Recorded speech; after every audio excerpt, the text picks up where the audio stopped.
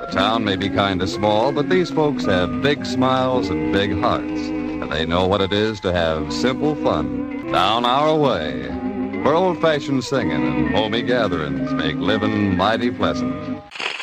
We would not be sitting, we would not have a career. And absolutely, I can say that for Adam too.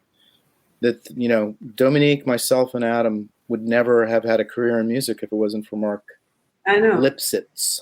Dance rolling.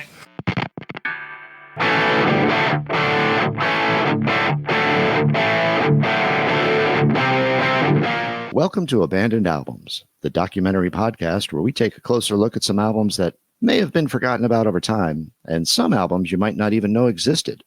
I'm your host, Keith R. Higgins, and joining me once again is Rob Janicke. Hey, Keith, how are you? I'm doing well, Rob. I'm doing well. I had a chum in college who had the real thing with 8 successive girls. Oh. But tell me, how do you know it's real love, the kind you can get married on? Ever since I first met Larry, I haven't wanted to date anyone else. The whole 3 months now. What do you talk about on your dates? Oh, movies and popular songs. Orchestras, dancing. And Larry's chosen profession, engineering? no, I don't like to hear about it. The band Ivy is one of those unique bands that could fall under the umbrella of a lot of different genres. Shoegazing, it could be indie pop, they could be pop, they could be power pop, they could be 90s. Well, they are 90s. But at the end of the day, all those great songs were created by 3 people: Dominique Durand, Andy Chase, and Adam Schlesinger. On this episode of Abandoned Albums, Dominique and Andy stopped by Thunderlove Studios to chat with us about their band Ivy, about their career, about their album Apartment Life, and of course about their friend Adam Schlesinger. So here's our conversation with Dominique and Andy. Well, thank you for taking the time to talk to us today. Ivy was a new band to me. Mark at Bar None had mentioned your name, and I'm like, all right, let me dig into this. And I was just amazed. I'm listening to it. I'm like, wow, this is really, really ethereal. I like the long pause and the triple choice of an adjective. What he's going to say. I want to go back to the beginning, Andy, when you met Adam. As folklore has it, you know, you placed an ad in the Village Voice for those of us that are old enough to remember the Village Voice. And what seems to translate to me through the records, as I've heard, is just this synergy between everybody. And I'm curious, you hear stories about creative people coming together and you just, they know automatically that something is magical is happening. Was that something that you encountered when you first met? And what did those first few years look like before you sort of grew into Ivy and went off and did your separate projects as well? Well, the era of the Village Voice ad, I think if you were encapsulating it and putting a title on it, it would be titled Friendship. Because I put an ad in the Village Voice looking to put a band together because I just learned how to play the guitar.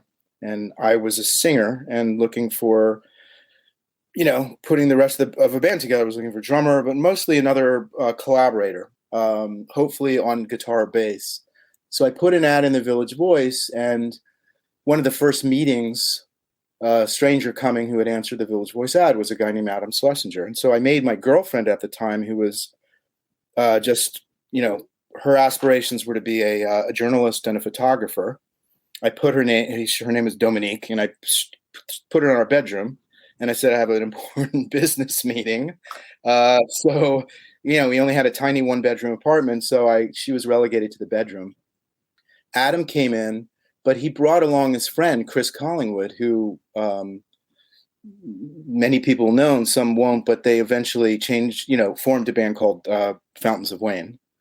So they come in, and I was a little taken aback because I was, you know, they said, well, we're starting a band. We're looking for a guitar player. And Chris is the singer. And I said, well, I'm trying to start a band. I'm the singer. So it didn't really work out, but there was an immediate connection. When Adam and Chris left, as soon as our front door closed, you know, Dominique, whose ear was pressed against our bedroom door the entire time, she opens the door. She's like, that guy's really cool. That guy, Adam, we should definitely try to, you know, be friends with him, even though it's not clearly working out for your band. And that's what happened. So we the 3 of us started hanging out. And those were sowing the seeds of what was to be a future Ivy. That's a great story. And Dominique, you wanted to be a journalist, a writer, and you end up being the front person for a band. Well, yeah. I mean, this is the music thing. This is just a total accident. No, but I just arrived from Paris, and I was studying film, and I wanted to be like a documentary filmmaker. But I was really into photography, and so that I was doing that when I was in New York. When I met Andy, I was also learning English because I was barely speaking English. Okay. But I also really loved music, and I really grew up around musicians. And my family created a music magazine in France, very famous. Wow. Magazine called Les Inrecuptibles. It's like it's a very respected, it's like Rolling Stone. For us, it looks like Les Inrecuptibles. Okay. Important enough that when the Smiths broke up, the only interview Morrissey granted in the world with anyone was that magazine. Wow. Yeah. So it was a very cultish rock magazine. But anyway, so my brother, my cousin started it, and so I really grew up. And in France, it doesn't matter your age. You can go out in rock clubs. It's like it's not like America. So I really grew up going to, a concert since I was like 10 years old. And I spent, every weekend and sometimes during the week going to see many, many bands and hanging out with bands. And so it was really my world, like just being around musicians. And so I thought for a second, when I was studying, I thought, well, I want to be around musicians my whole life. I want to be involved in music. Not, I never thought me as a performer or as a musician, but maybe as a music critic, or maybe as an art people, like record company or something like that.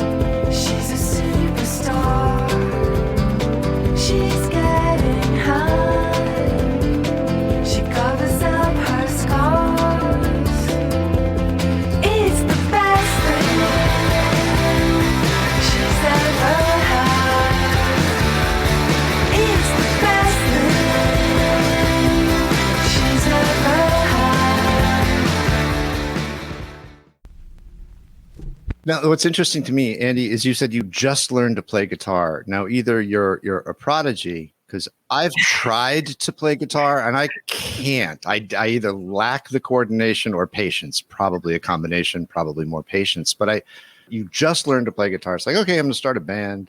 Dominique doesn't sing. It's like, okay, I'm going to be a singer. And then it's the early 90s, don't forget. We were at the forefront of, I guess, what you would refer to as the shoegazing. The indie scene where you basically, shoegazers. And it literally was because, in our case, we were so humiliated that we were in front of an audience and barely able to play our instruments that we could not bear to look them in the eyes. So we're just staring down at our feet. But somehow people started shoegazing. Okay, well, there was a reason behind it. Dominique was staring at her feet because she was mortified to be singing in front of people. We all had our reasons. I learned how to play the guitar because I fell in love with Dominique, and she said that, as a keyboardist, she's like, it's not very cool. What are you going to do? Sit behind a keyboard? Plus the music sucks when you write on keyboard. Okay, so what's your instrument? I was hoping she didn't say saxophone, or like clarinet. She's like, guitar. So I bought a guitar, and in 3 months, he learned. But the truth is, I never became a great guitar player. I just wanted to be good enough to write songs, write the things that were in my head. And frankly, Adam really came from that same philosophy. The only difference between him and he was a prodigy. He was exceptional at everything he played. Yeah. And I was only like good. But as a rhythm guitar player, I only needed to be good and solid. I was a drummer, so I had good timing.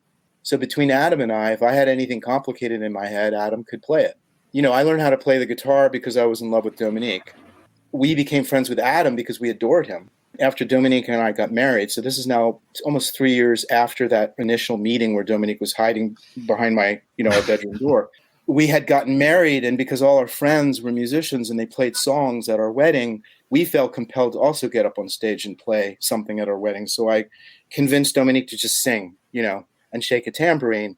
Of course, after the wedding, everybody, mostly aunts and uncles and our parents, oh my God, you guys should start a band. It's incredible. You both sing together, all that stuff. Right.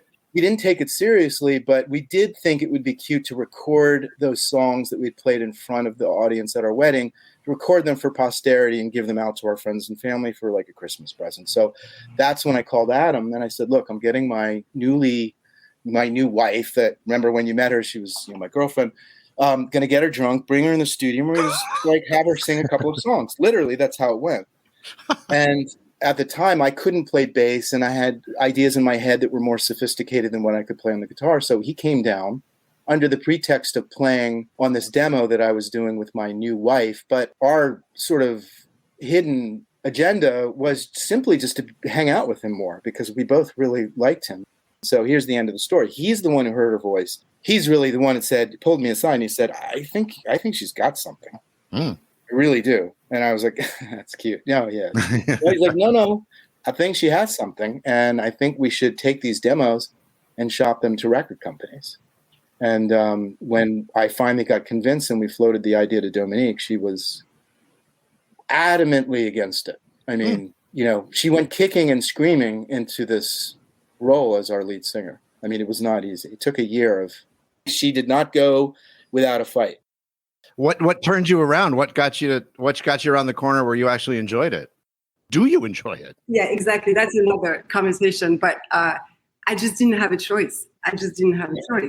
It's actually a really funny story because when you think about the number of young people who their dream is to be in a band, right? And they tried very hard. And back then, today you can do it because you can do it on your own almost. But back then, all your dream was to get a record deal, and then, have that chance. And so when Andy and Adam had their own band and they were trying to get a record deal, but they kept getting a lot of rejection. And then we had this little demo with me singing and Adam and Andy. And then we got deals right away, like a record company in Europe. And then there was this. Which she didn't know about because she refused to let us send the demos to the labels. Yeah, I didn't know they were sending it, but they were sending it. And then the record company were coming back, well, we're not interested in that and that. But that the girls singing, yes. And so then they came to me and they said, we're going to get a record deal, but now we need to play live. And I was like, wait, what? I'm like, I don't want a record deal and I'm never playing live. So, and the boys, Andy and Adam could not understand. They were like, do you understand, Dominique? This is the dream of everyone. And you just refuse? Are you crazy? I was like, I don't care. Yeah, that's not what I want. I don't want to perform. I don't want to be in a band. You guys figure it out. It was a little harsher than that. It was like, you American guys are pathetic. Okay, pathetic. You need this for your self-esteem. You be dreaming, playing the guitar like this. Oh, I want to be on stage. Like, it is so pathetic. Get some self-confidence. This is not my dream. This is your fantasy, not mine. You want to shop this tape? Fine. You get it. You say we have a record deal. Fine. You need to find another singer. And I was like, you're using the fact that I'm Parisian and have this accent and these people are like, I was like, that's not my scene. The saving grace for her was that Atlantic had heard it and they said, we'll sign you, but we want to see you play. Right. And so Adam was too scared because he had known her well enough at that point. He was no way he was going to broach that subject with her. So he used the old, like, hey, she's your wife, man. Control her. You tell her we need to just put a band together. So I show up like a day later to meet with Adam at a cafe, and I have scratch marks on my face. Not literally, but okay, good. What happened? Not literally. I'm like, you don't know French girls. She's like, she is not.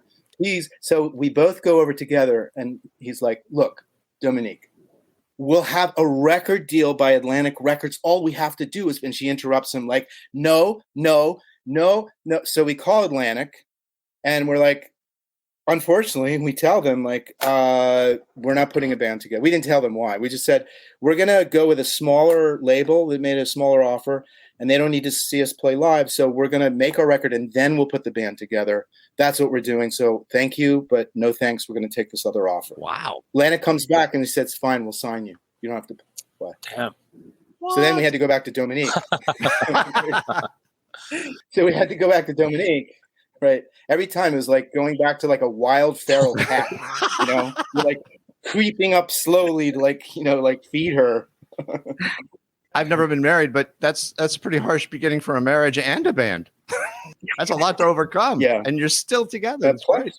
Yeah. And from Adam's perspective too, you know, think about it. He's like, at the time, a single guy. He's with this married couple, and she's like wants nothing to do with being the singer in a band. Like it's his only opportunity to get his foot in the door, and frankly, mine too. And there was so much resistance, and every step of the way, you know, she finally conceded that she would sign the deal as long as we didn't have to play live. We'd make the record, and then we'd find a singer to play live, right? And so we knew that wasn't going to happen, but we placated her. It was like, oh, okay, sure. Well, there was a time when Bill was severely handicapped as far as swimming goes. He used to visit the pool once in a while, but it was the same story every time. But one thing was certain. Yes, Bill had a handicap. That handicap was fear. Atlantic, behind our backs, sent our little demos, which they signed us based on, to Melody Maker, and Melody Maker picked us a single of the week. Wow. The label sat us down and said, you have to play your single of the week. We need some show in advance of your EP, which was coming out. I don't remember all the hardship and fighting and, you know, meltdowns that happened between that moment and our show. But at the show, they told us, you know, it was sold out. There were from New Zealand, Australia, Japan, England. Journalists came from everywhere, right, to see us. Our first debut show. Adam, it's like, have you seen Dominique? No, I thought she was with you talking out. She's like, no, I haven't seen her in like 20 minutes. I'm like, and then somebody comes in, guys, time, go on stage. And we're looking around, and I see there's an emergency exit door in our dressing room. That's like a little bit open, and I kind of open it and I look and I see it's directly outside into this alley in New York City. And I poke my head out and look all the way down the alley, and I see what clearly is Dominique's profile with her hand up in the air trying to hail a taxi, right? You can't make this up, right? I go bolting down the street. I go running up to her. I'm like, what the hell are you doing? She's like, and she's she's like in a state of, I don't even know what you call it. She was beside herself.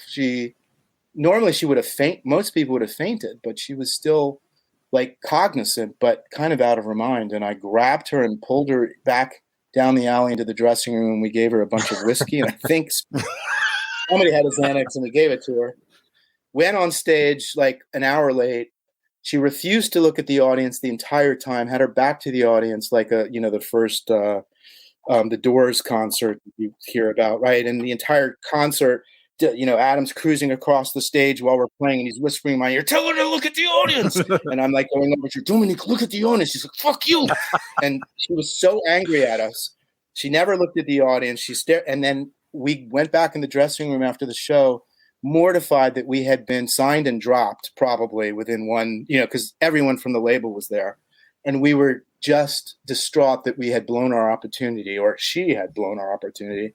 And everyone, our A&R guy, the vice president of Atlantic, they all come in raving about, it's so amazing how she doesn't give a shit about anything. She just does her thing. She has this fuck you attitude. She just stares down, and it was captivating. And we're like, oh, yeah, that's her style, man.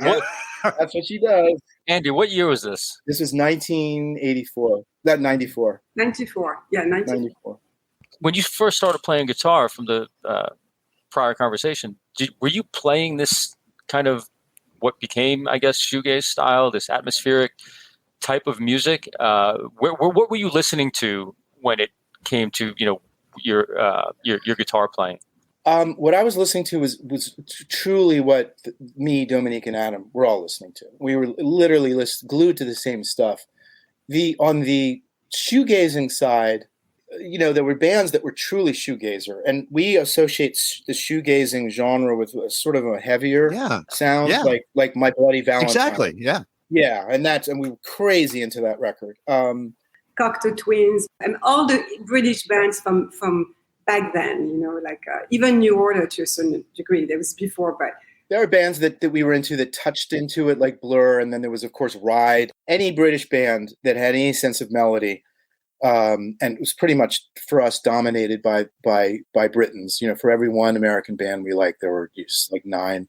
But then on the other side, like we were also really into jangly stuff. Like the Go-Betweens, Prefab Sprouse, lots of bands actually from New Zealand and Australia, and we also really liked, more like poppy, jangly, very like the Smiths, obviously, where there's great chords, very melodic, but also really sad. We really also loved this kind of music. So it was kind of in between these two influences, and the three of us really strongly agreed on that. Like we really had the same taste in music, and that was important.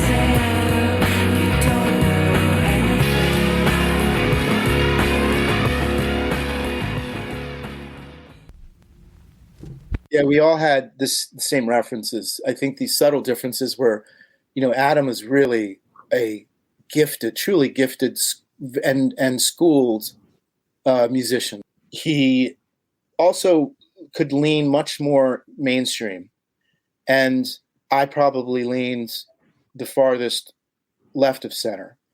And Dominique was sort of the glue that or the rubber band that like we were on each end, and she would pull us back into some middle. And that was really like, I think the yin and yang of what made things special, because without Adam, we would have been even more obscure.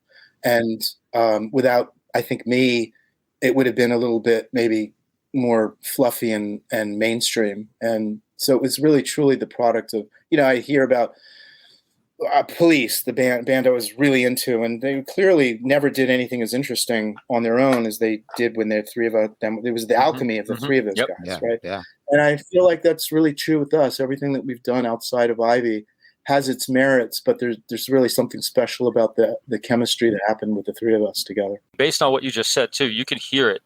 You need those elements, right? You want to be a little eccentric. You want to have that mainstream,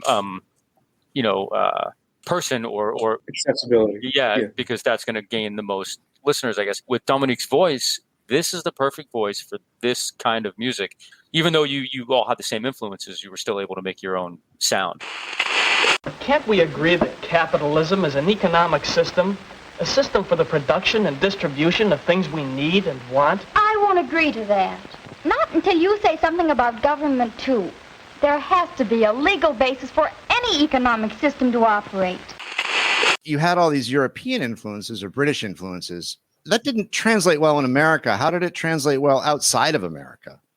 As far as like commercial success, did you have more success outside of America? And let me clarify, not that commercial success denotes any kind of value.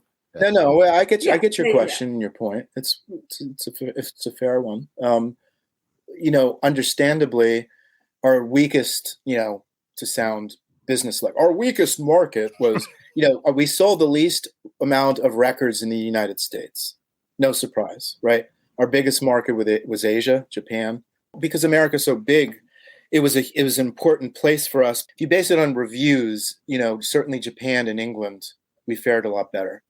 We always fell in that chasm between being too left of center to be truly mainstream and too mainstream to be really embraced as a real, purveyor of indie rock, left of center indie rock, or college radio, whatever you called it back in the mid 90s. So we kind of fell into this gray area where there were a lot of people who didn't like us. It was too easy listening, or it was too weird, but we, for some reason, were taken in by Hollywood from the mid 90s to really about 10 years ago. It was about a 15, 18-year run where just everybody who was making movies and TV shows and TV commercials, they wanted our music in it. And so we were probably one of the most licensed bands of that era, which is a real secret, because it's not, how would anybody know that? Right. But we were making a really comfortable living from being just licensed left and right. And certainly it made our parents feel like, okay, well, I guess they're doing something, they're not asking me for money anymore. Something must be going right. But that's also what allowed us to keep making records and having always, a record company behind us. If it was just about, selling record, there was no way we would have been dropped and goodbye. But because we were licensed so much, then the record company were always like, well, we recoup. It's okay. We can keep them. Let's make another record. Let's put them on tour. We toured a lot in America, way more than in Europe. We toured quite a lot in Spain for some reason. I don't know why, but we toured a lot in Spain. They liked us there, which was great because I love this country. So for me, it was perfect. I love touring there. But yeah, so the opportunity for us to be licensed in many, many movies and TV shows allowed us to continue making records, which was great. From what I can gather, it really allowed you to spread your creative wings. It did. Yeah. We I think to this date, because we have a list of all the licenses, we have like a database of it. Once every 5 years, I take a glance at it. I'm like, whoa. We're in probably over 100 movies, and it's probably 40 to 60 TV shows, and the same amount of TV commercials. And I remember, our first record deal, I think our advance was $15,000. It was a $15,000 record deal. We didn't care. We were happy. Sure. But our first license opportunity was for Volkswagen. And all they wanted was a song that was on our existing album, our first album. Mm-hmm. And they paid us $40,000, like almost 3 times our record deal. And it just made so much sense that, it wasn't a tampon commercial. It wasn't Vaseline. It was something cool. And it was a cabriolet. It was a convertible. So we were like, it's a no-brainer. Yeah. Although, well, no, we almost didn't do it. And did you remember? No, because that was the thing. This was like really 94, 95. It was really early on. Yeah. And we were like an very indie band, right? And suddenly we have this opportunity. And our first reaction was like, if we do it, if we say yes, that's it. Our career is over. Like our fans are gone. Then it's like selling out. That was the kind of attitude back then. And then, well, at least that was mine. And I said, you can't be in a rock band or whatever, a band, and just sell your songs to commercial like Volkswagen. Are you crazy? But then their point of view was like, who cares? We are musicians. We have to make a living, and it's, there's nothing wrong with that. And so they convinced me, and we said, okay. And of course, we got a lot of shit from that, for sure, from a lot of fans. We lost a lot of fans. But what was interesting is after we accepted it to do that, so many indie bands after us followed us, like Luna. They were like, well, if Ivy can do it, fuck, we can do it, And so suddenly we sort of opened the door to many, many indie bands who were like, you know what? We need to make a living too, and we can do it. It's okay. It's fine. Without even knowing it, you guys were ahead of your time, because who could really predict the collapse of the conventional record industry? Absolutely. Yeah. That's what the industry is now. That's how people, musicians do tend to make money. All the streaming platforms. I don't see that going away. Yeah. Hopefully for you guys or for other artists out there who need that way to make a living, since the conventional way was taken away from you. when I think about those kinds of lucky opportunities that we literally fell into, I always imagine us, really, Ivy was kind of like a rabbit's foot. You know, we had good luck every step of the way, despite ourselves, you know, despite Dominique's resistance. It happened, and she fell into a career that she ultimately absolutely adored. And despite us not trying, we became one of the most licensed bands at the time in the country, probably the world. And despite us not trying, we ended up scoring films with no experience. The Farrelly brothers, they would come to our shows and they were huge fans, and finally decided with Shallow Hal they wanted us to actually write the score. And there was a big fight apparently with them and 20th Century Fox, who were saying they've never scored a film. What are you talking about? It's like a crazy budget here, and you're handing it to these novices. And frankly, 20th Century Fox were right. But the Farrelly brothers put up a fight and said, we don't care. We trust them. And it was thrown into our laps, and we were thrown into the fire. But we came through and did a great job. But it's just again and again, like somebody asked me to advise them on the career path in the music industry. What the hell would I say? It seems like every time you guys turned around, you just got blessed with something, which is great. Well, you had a absolutely beautiful French girl that nobody sounded like her. Right. And then you had two type A personality Jewish guys who were just like, just, so it was a pretty wicked team, I think, in a lot of ways. It sounds like your model, if you will, and I know it wasn't really created that way, but it's the ability to be open-minded, right? Dominique did not think this was going to be her path, obviously railed against it, and look what it turned into. And then to Dominique's point about selling out, in the early and mid 90s, people did bring that up a lot, right? Who gives a shit, right? And you made such a good career for yourselves out of it. So you were thinking beyond the conventional wisdom of the time, and congrats, because it's usually not the way forward for people in music, because they get bogged down by all that bullshit, and you guys didn't. So you're open-minded enough to, go your own way. For sure. That's a nice way of putting it. Yeah.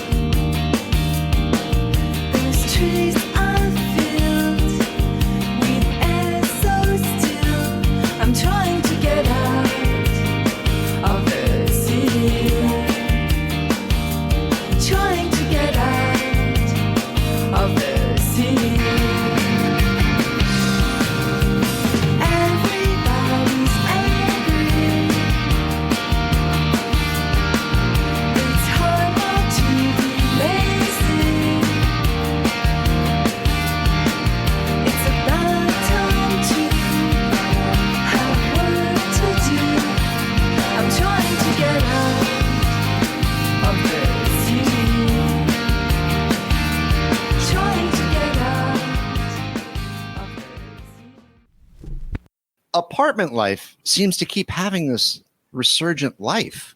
It was released, and then Atlantic said no. It went to 550, and then it came out again later, and now it's coming out again. With Apartment Life, what happened is, yes, we released the record before, so it's like, well, what was the point to re-release it again, right?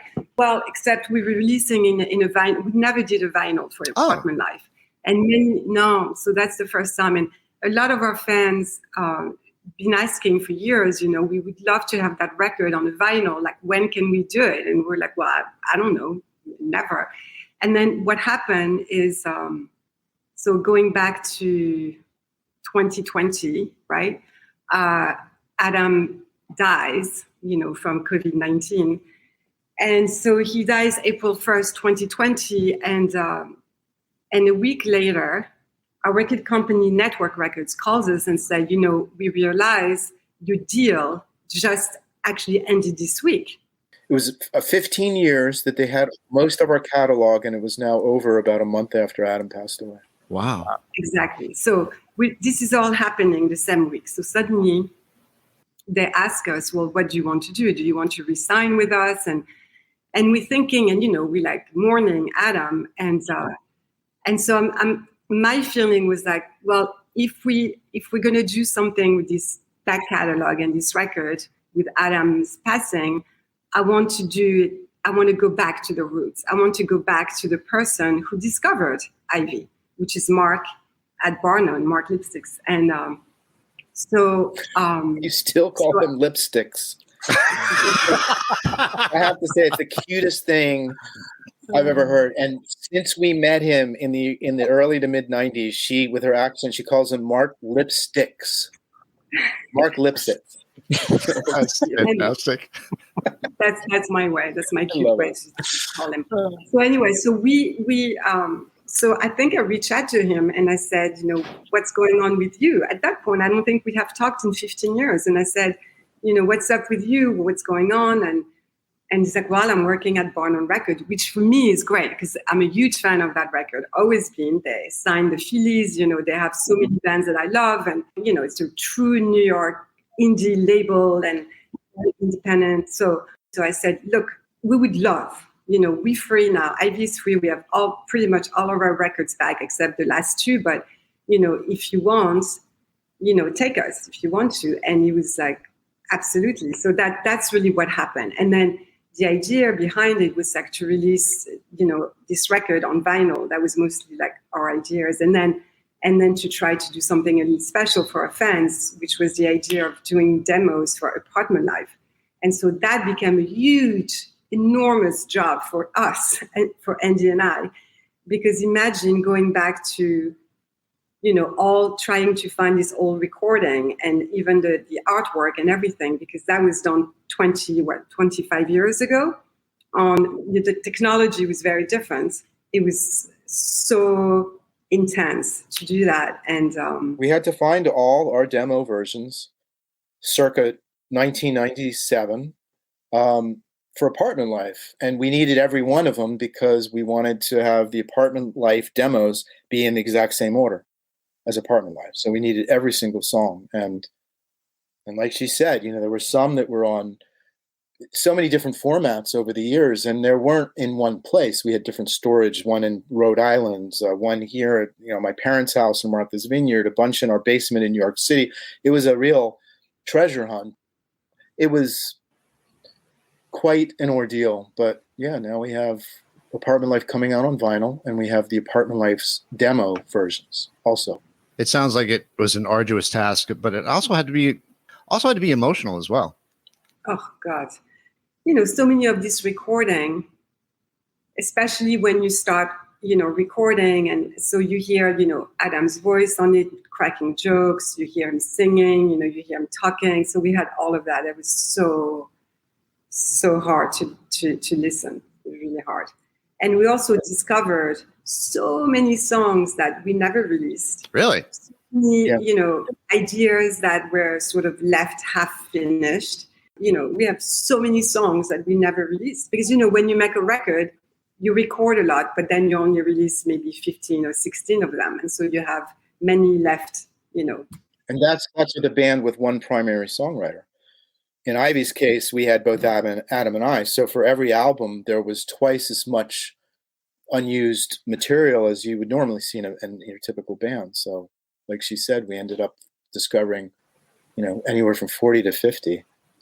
Is there a desire to go back and revisit those and release them, or is it just sort of that was a moment in time, we're done with it?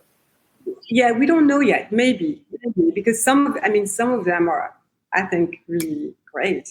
Some of them are a lot better than most of the stuff that we did. We're like, why didn't we release that? She's like, I don't know. We can't remember why. I'm like, this is could be one of our best songs. She's like, it was kind of an eye-opening experience. Yeah. We wouldn't release anything that didn't have Adam on it. So, right. So a lot of these unfinished ideas, some of them are demos that I did, I presented and the band said no, or vice versa with Adam. So, but if you add up everything, it's probably 100. And I think we figured out that there's probably 40 to 50 with both Adam and I playing on it. So Wow. Trying to make sense of what our next step would be for that. Very cool. Two-part question. Did you tour behind Apartment Life? And also, did you get paired with anybody? Did you headline clubs or did you open for anyone unusual? A lot of times bands get paired with a band that they just don't have anything in common with. Oh, yeah. No, we first of all, we toured a lot for Apartment Life. We did a lot. I think we toured we opened for There Might Be Giants, right? Was it? And that was a little unusual. I don't know why we ended up touring with them. I really like them. But musically, it just didn't really make a lot of sense. But actually, at the end, it worked out very well. Their fans actually really liked us, and we got along with the band. So it ended up being a nice experience. We also opened for Lloyd Cole. Yeah. So Lloyd, we opened for him, and he was fantastic. And Edwin Collins. Mm-hmm. And then Edwin Collins from the band Orange Juice. So Orange Juice is because I was a huge fan of Orange Juice growing up. And when we did this, we did a cover. I wanted to do a cover of one of his songs called I Guess I'm Just a Little Too Sensitive from an old Orange Juice album. 1, 2.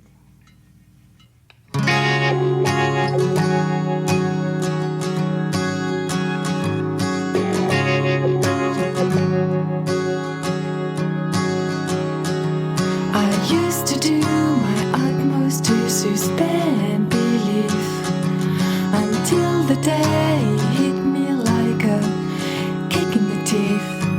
Insensitivity stakes you less than normal starter. You don't need a lover, you need a sparring partner. I guess I'm just a little too sensitive. I guess I'm just a little too sensitive. I guess I'm just a little too sensitive for you.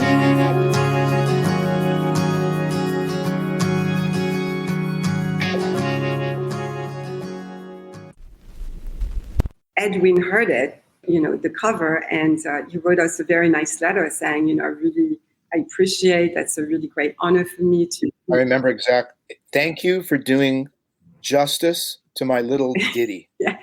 And he said to us, if I come to tour in New York, I would love to have you, play it, open for me. And then he came up with this solo record and a huge hit. He's got like a #1 hit. Yeah, A Girl Like on You. Commercial radio. Was it A Girl Like You? Something like that. I don't remember. But anyway. Girl Like You. Yeah. So we went and toured with him for, a long time. But he asked us, the charmed, from getting the band together, Dominique singing, being asked to write a movie score, having our songs placed, our touring opportunities.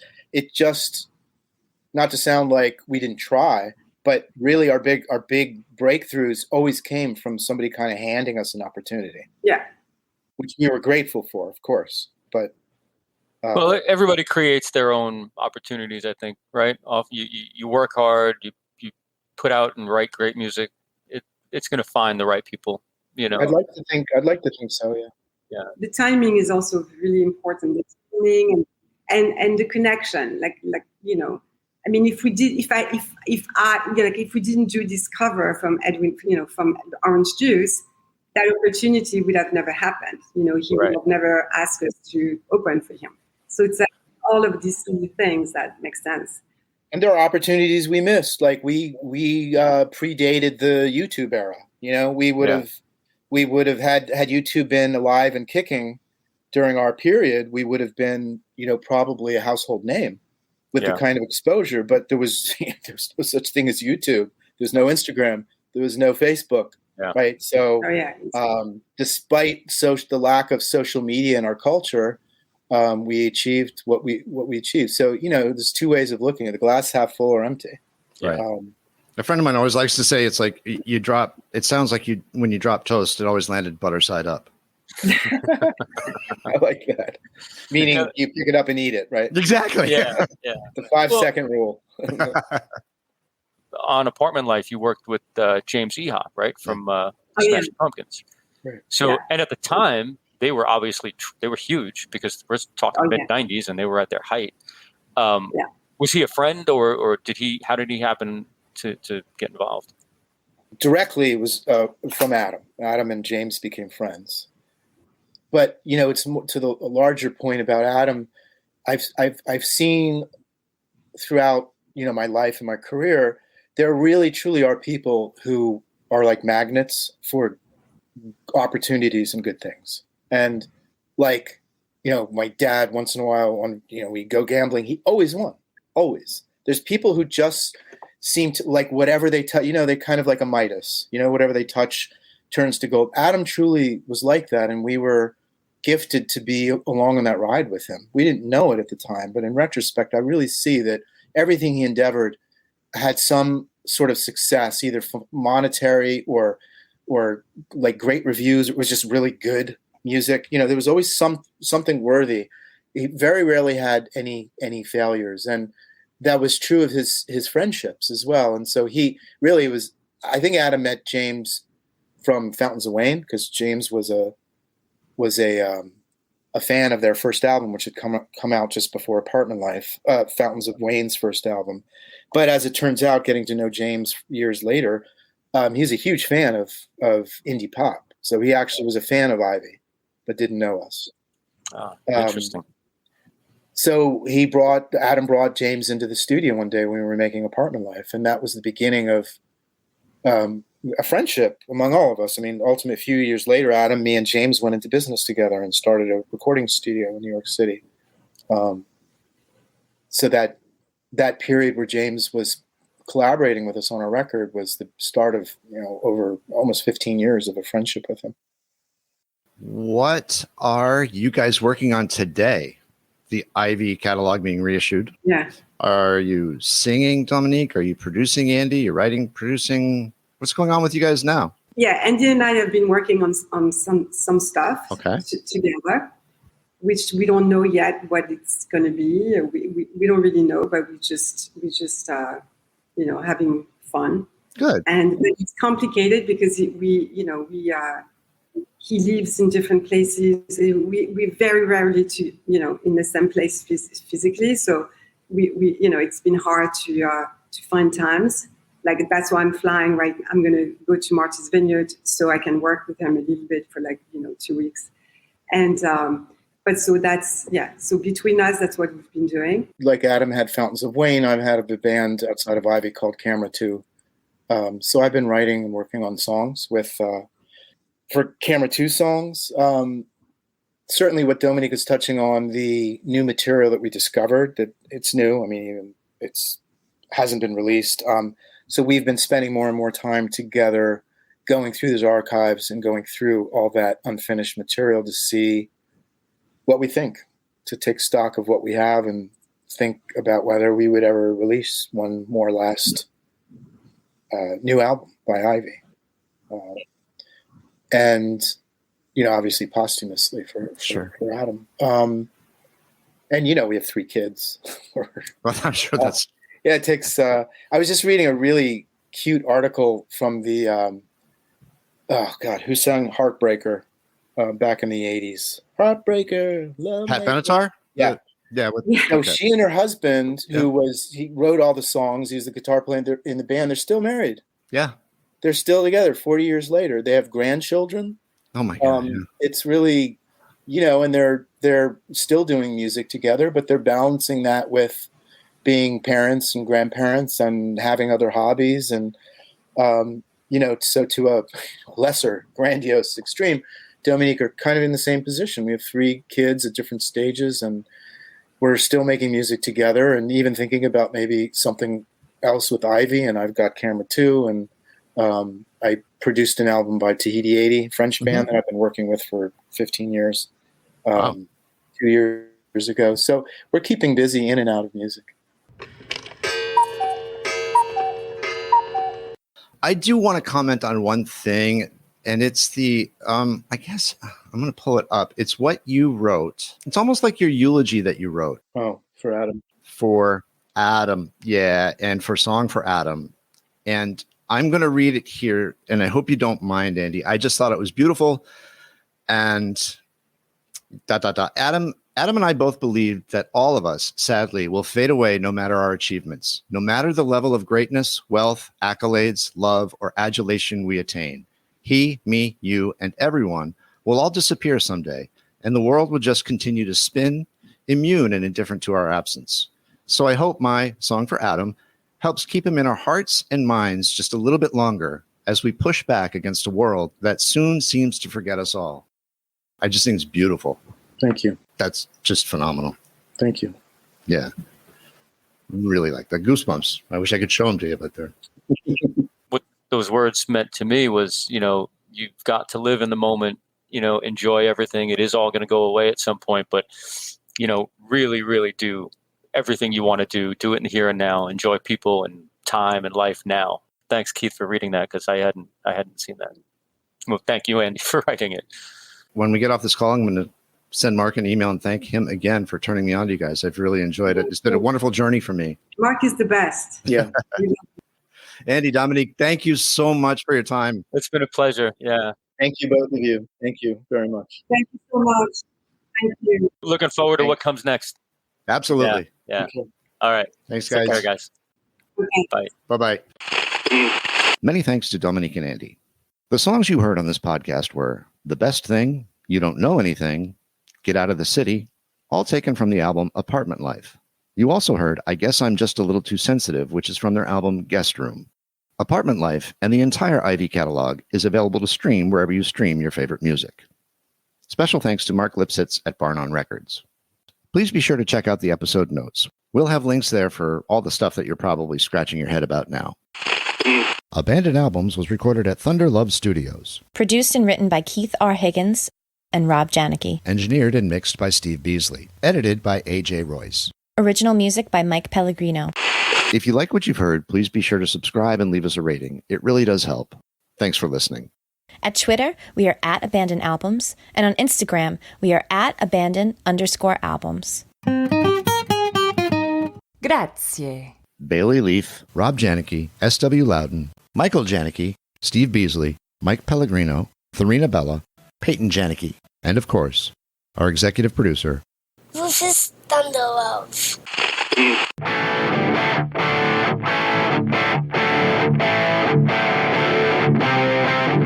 And now, until we meet again next time, I remain as always obediently yours. Abandoned Albums is a production of Paw Print Media.